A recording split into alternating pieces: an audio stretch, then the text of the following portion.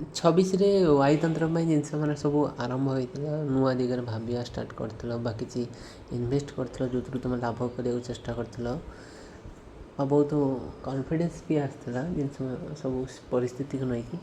କିନ୍ତୁ ଅଗଷ୍ଟ ମାସରେ ବା ଜୁଲାଇ 20ରୁ 19 ତାରିଖ ପରଠାରୁ ଜିନିଷ ମାନେ ଟିକେ ଡିପ୍ରେସ୍ ଫିଲ୍ କରାହେଇଥିବ, ଟେନସନ୍ ଆସିଥିବ, ଚ୍ୟାଲେଞ୍ଜିଂ ହେଇଯାଇଥିବ।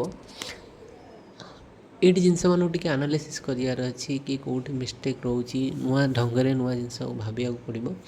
ଏଠି ହୋପ୍କୁ ନ ହାରିକି ଟିକେ ନିଜ ଉପରେ କନଫିଡେନ୍ସ ରଖିକି ଆଉ ଟିକେ ସମୟ ଦେବା ହେଉଛି, ଜିନିଷମାନେ ଟିକେ ଠିକ୍ ଆସିବ। ସମ୍ପର୍କକୁ ନେଇକି, ବିଜନେସ୍କୁ ନେଇକି, ଇଭେନ୍ ସବୁ ରିଲେଟେଡ଼୍ ଫାଇନାନ୍ସଠୁ ଆରମ୍ଭ କରି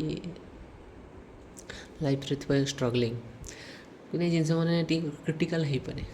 କିନ୍ତୁ ହଁ, ବର୍ତ୍ତମାନ ଗୋଟେ ଟ୍ରାଞ୍ଜିସନ୍ ଫେଜ୍ ଚାଲିଛି ନା ତୁମ ପାଇଁ 2026, 27, 28 ଇଏ ଗୋଟେ ଚେଞ୍ଜିଂର ଟାଇମ୍ ଅଛି। ଏଠି ଜିନିଷ ମାନେ ନୂଆ ଗଢ଼ି ହେବ, ପୁଣି ଭାଙ୍ଗିବ, ଗଢ଼ି ହେବ, ଭାଙ୍ଗିବ, ଏମିତି ଚାଲିବ। ତା ଭିତରେ ଯେଉଁମାନଙ୍କୁ ସୁଟ୍ କରୁଛି ପ୍ଲାନେଟାରୀ ପୋଜିସନ୍ ସବୁ ଠିକ୍ ଅଛି, ଅଲଗା ବାହ୍ୟ ପରିସ୍ଥିତି ବି ଠିକ୍ ଅଛି, ସେ ଅନୁସାରେ ଭଲ ଫଳ ମିଳିବ। କିନ୍ତୁ ଯେଉଁମାନଙ୍କ ଉପରେ ଟିକେ ଚ୍ୟାଲେଞ୍ଜିଂ ଅଛି ସେମାନେ ଟିକେ ଫ୍ରଷ୍ଟ୍ରେଟ୍ ହେଇପାରେ, ଜିନିଷ ମାନେ ହାତରୁ ଗଲା ଭଳିଆ ଲାଗିପାରେ।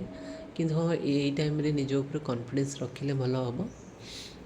ଡିପେଣ୍ଡ କରୁଛି କେଉଁ ସିଚୁଏସନ୍ ଅଛନ୍ତି। ଏଇଟା ଏକ୍ଜାକ୍ଟ ୱାଇତନ୍ତ୍ରମାନଙ୍କ ପାଇଁ ଏ ବର୍ଷଟା ଟିକେ, ବର୍ଷ ତ ଆରମ୍ଭରୁ ଭଲ ଥିଲା ବିଜନେସ୍ ଆରମ୍ଭ କରିବା ଯୋଗୁଁ, ଇନଭେଷ୍ଟମେଣ୍ଟ କରିବା ପାଇଁ। ଅଗଷ୍ଟ ମାସରେ ଟିକେ ଟ୍ରବୁଲ୍ ହେଇପାରେ, ନହେଲେ ଓଭରଅଲ୍ ବର୍ଷ ଠିକ୍ ଅଛି।